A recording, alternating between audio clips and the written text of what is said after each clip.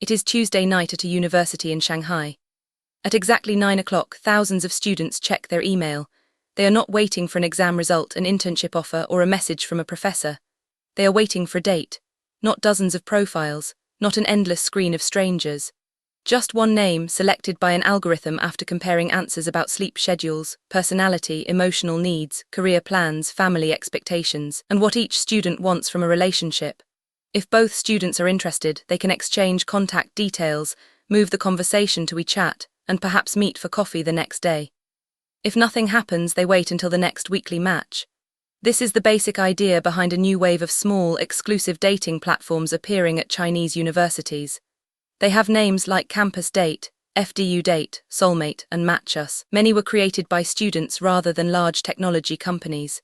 Some accept users from only one university. Others have expanded to a small network of campuses. Most require a verified university email, a detailed questionnaire, and patience. They are the opposite of the giant dating app, and that may be exactly why they are spreading.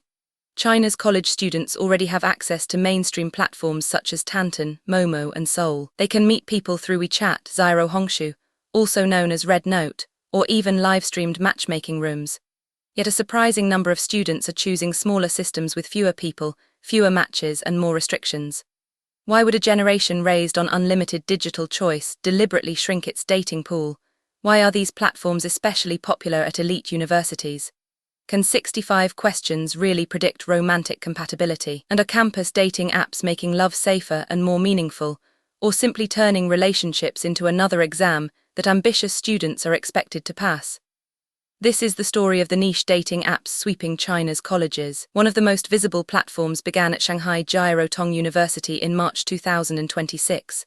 Originally called SJTU Date, it allowed only students from that university to join. There was no public wall of profile photographs and no rapid swiping. Users completed a long questionnaire and received a limited algorithmic match. The idea immediately caught attention. Within 1 week, the platform reportedly attracted more than 6,000 users. It later changed its name to Campus Date, expanded to 6 additional Chinese universities, and passed 17,000 registrations. Other student teams quickly launched similar projects. At Fudan University, students created FDU Date and Soulmate. At Zhejiang University, Match Us had already been developing a related model since 2021, and says it has produced more than 56,000 student matches across several universities. These numbers are small compared with China's national social media platforms, but that is the point. Campus dating systems are valuable because the community is restricted. Every user is not a stranger from a city of 25 million people. They are a student who belongs to a recognizable institution, may live within walking distance, and probably understands the same academic calendar, campus culture, and daily pressures. This transforms the feeling of online dating. On a mainstream platform, a profile could belong to almost anyone. The user may be older than claimed, may live far away, may be looking for a completely different kind of relationship, or may not even be a real person. On a campus platform, the university acts as the first filter. It does not guarantee kindness, honesty, or compatibility, but it reduces one layer of uncertainty. That sense of control is particularly appealing in China, where dating apps can still carry social stigma. Some young people associate them with casual encounters, fake profiles, fraud, harassment, or an older audience. A student who would never create a profile on Tantan may feel comfortable joining a website made by classmates and discussed in a university forum. The technology may be similar, but the social meaning is different. Instead of saying, "I am using a dating app," a student can say, "I joined the matching experiment everyone on campus is talking about." One sounds risky and slightly embarrassing. The other sounds intelligent, local, and even playful. The rise of campus dating platforms is part of a larger reaction against swipe culture. Mainstream dating apps promise abundance. Open the screen and you can see hundreds of possible partners. If one conversation becomes difficult, another person is only a swipe away. At first, this can feel liberating, but unlimited choice creates its own problems. Profiles are judged in seconds. Photographs become more important than personality. Conversations begin with little investment and disappear without explanation. Users may collect matches for validation rather than build relationships. And because everyone appears replaceable, the smallest awkward moment can end an interaction. A recent study of university students in Shanghai described digital dating as a repeated cycle of matching, interaction, evaluation, and adjustment. Students initially enter out of curiosity, loneliness, entertainment, or the hope of a serious relationship. Over time, many become more strategic. They create stricter filters, protect their emotions, and calculate whether another conversation is worth the effort. Eventually, efficiency becomes part of romance. This is where campus platforms offer a different bargain. Instead of giving users more people, they promise better selection. Instead of immediate visual judgment, they ask about values and lifestyles. Instead of encouraging constant checking, they create a weekly event. Instead of presenting romance as a marketplace that never closes, they turn it into a limited appointment. Soulmate, for example, has used weekly date drops and a compatibility threshold. Users must actively join each matching round, which helps prevent the platform from pairing people who have forgotten about the service. When a match is found, the notification arrives by email rather than through an endlessly active chat interface. This slower design changes behavior. If you receive only one match this week, you may read the profile carefully. You may write a thoughtful first message. You may give the conversation more time before deciding that the person is wrong for you. Scarcity can create attention, but it can also create pressure. When an algorithm presents one person as highly compatible, users may expect instant chemistry. If the first conversation feels ordinary, they may conclude that either the system failed or the match is not worth pursuing. Real attraction rarely behaves like a mathematical score. Campus dating platforms appear to have found especially fertile ground at China's elite universities. At first, this seems surprising. A major university contains tens of thousands of young people. Students live close together, attend classes, join clubs, eat in shared cafeterias, and participate in campus events. Why would they need an app to meet one another? Because physical proximity does not automatically produce social connection. University life can be highly segmented. Engineering students spend most of their time with other engineers. Medical students may follow intense schedules inside hospitals and laboratories. Graduate students can remain inside small research groups for years. A student may pass thousands of people every week without entering a situation where starting a romantic conversation feels natural. Academic pressure makes the problem worse. Students at top institutions compete for grades, postgraduate places, scholarships, internships, civil service positions, and jobs at major companies. Their schedules are organized around measurable achievements. Socializing can feel inefficient, especially when there is no guarantee of meeting someone compatible. A dating platform fits into this environment because it organizes uncertainty. The student fills out a form once. The algorithm searches. The result arrives on schedule. A potentially awkward social task becomes a system. There is also a gender distribution problem. Some engineering departments have far more men than women, while other fields may have the opposite imbalance. Two students can attend the same university, yet remain separated by departments, campuses, laboratories, and friendship circles. An internal matching system creates bridges across those divisions while keeping everyone within the institutional boundary. And that boundary carries prestige. For students at an elite university, the school name is not merely a location. It is a signal of academic ability, ambition, family investment, and possible future income. By limiting users to classmates, or to a network of similarly ranked institutions, the platform performs a form of social screening before the first question is answered. Sociologists call this homophily, the tendency to form relationships with people who resemble us in education, class, culture, values, or lifestyle. Campus dating apps do not invent this tendency. People have always met partners at school, work, religious institutions, and within family networks, but the apps make the filter explicit and automated. The message is simple: everyone here is already on a similar level. For students anxious about an uncertain economy and future career, that similarity can feel safe. A classmate may understand the pressure of graduate school, accept a demanding career plan, and share assumptions about where to live or when to marry. The university credential becomes romantic capital. What do these platforms actually ask? The details vary, but questionnaires can include dozens of questions about personality, daily routine, values, emotional style, ambition, and relationship expectations. Are you an early sleeper or a night owl? Do you want children? How important is career achievement? How do you respond to conflict? How much time should a couple spend together? Would you accept a long-distance relationship? Do you prefer careful planning or spontaneity? What behavior would immediately end a relationship? One widely discussed campus system used a 65-question survey inspired by psychological scales. It compared values, life trajectory, lifestyle detail, and emotional style, then produced one match each week. This can be useful. Many relationships fail because people avoid discussing important differences until emotional attachment is already strong. A well-designed questionnaire encourages users to identify boundaries and think seriously about what they want. But a compatibility score can also create an illusion of scientific certainty. First, people do not always know themselves. A student may say they prefer independence, then discover that they need frequent reassurance. Someone may claim that career comes first, then make different choices when deeply in love. Second, users answer strategically. They may choose the version of themselves that sounds attractive, mature, or socially acceptable. Third, compatibility is not the same as chemistry. Two people can share identical values and feel nothing. Two people with different personalities can create a strong relationship because they communicate well and enjoy one another.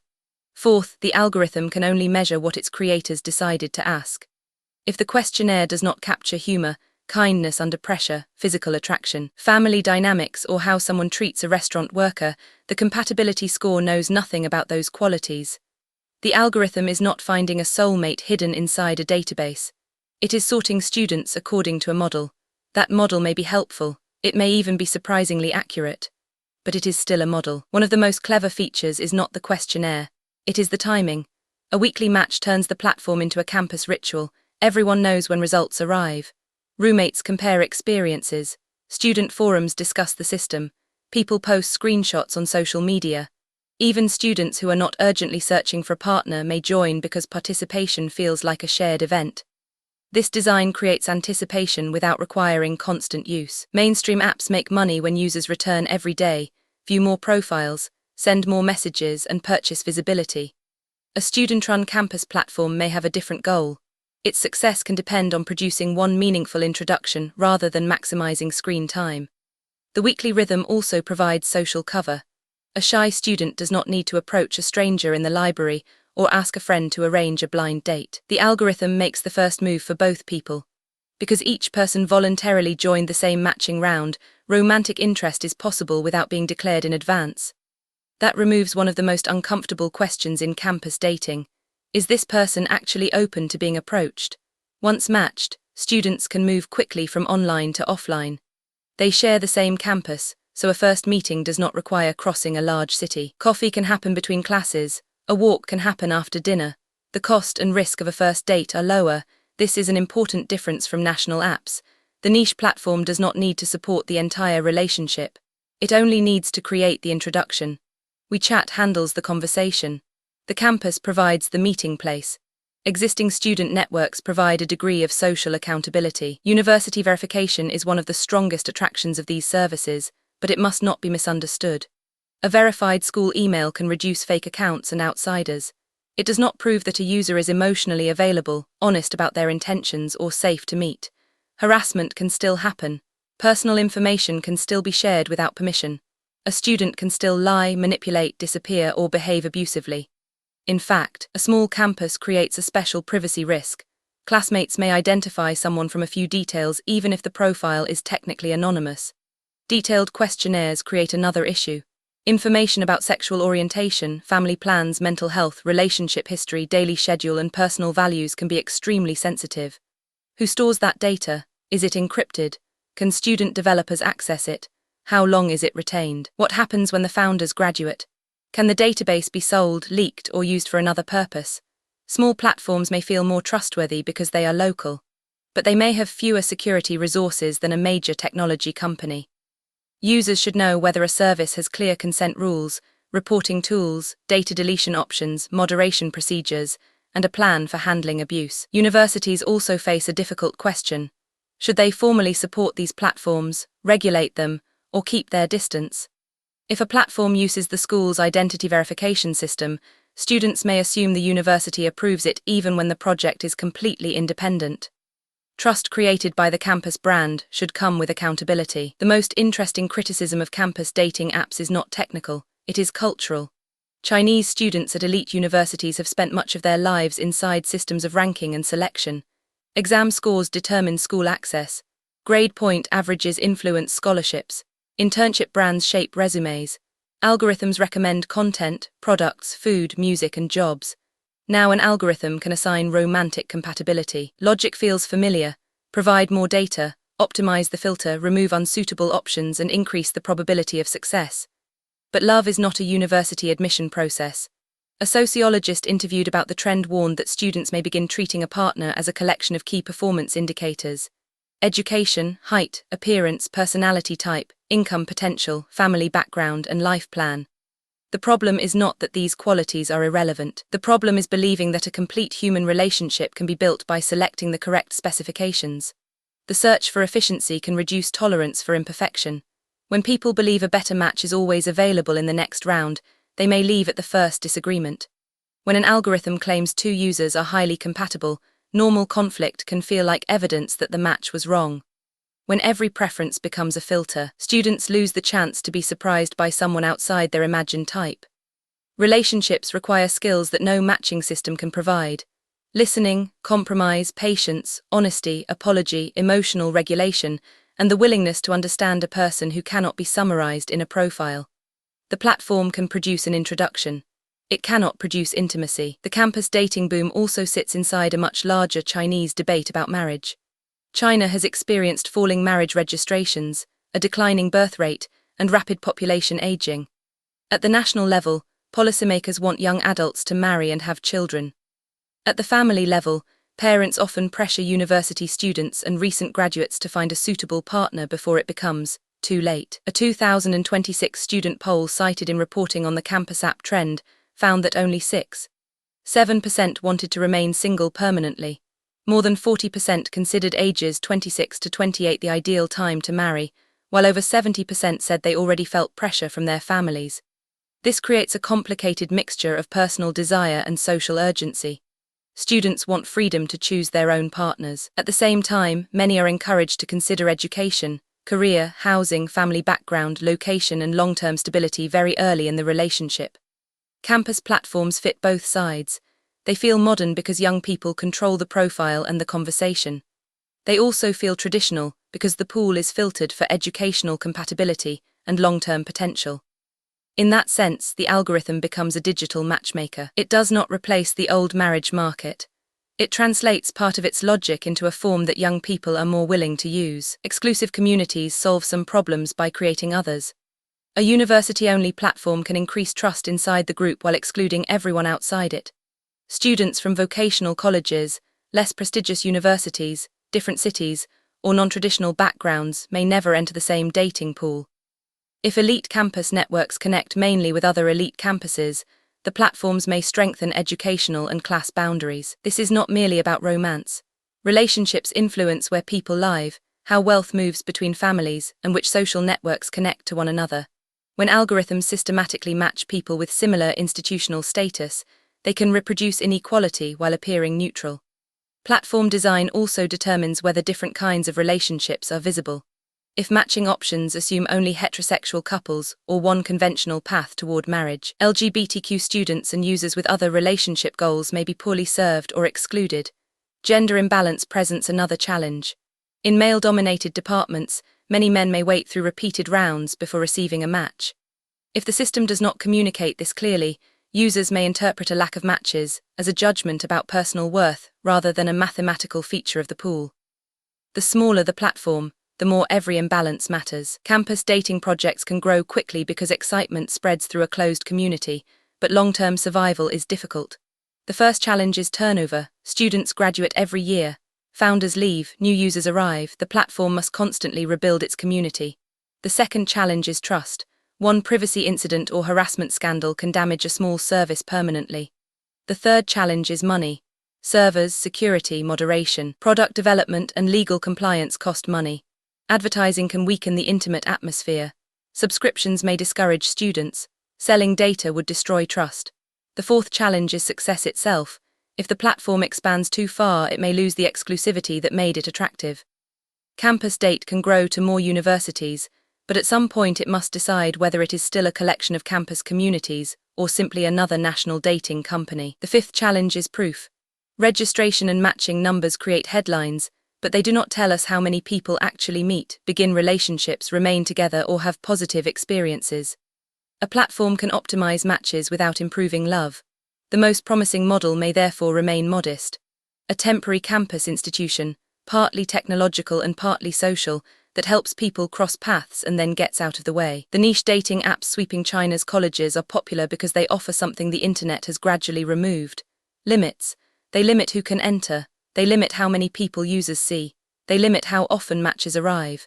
And by reducing choice, they hope to increase trust, attention, and the chance of a real meeting. Their rise reveals how lonely a crowded campus can be. It shows how academic competition can narrow social life. It demonstrates that young people are tired of being treated as photographs in an endless marketplace. But it also shows how deeply optimization has entered modern intimacy. Students who have spent their lives preparing for the right school, the right internship, and the right career are now being offered a system for finding the right person. The algorithm can compare bedtimes, ambitions, values, and emotional styles. The university email can verify identity. The weekly drop can create anticipation. Then the technology reaches its limit. Two people still have to send the first message. They still have to sit across from one another without a questionnaire between them.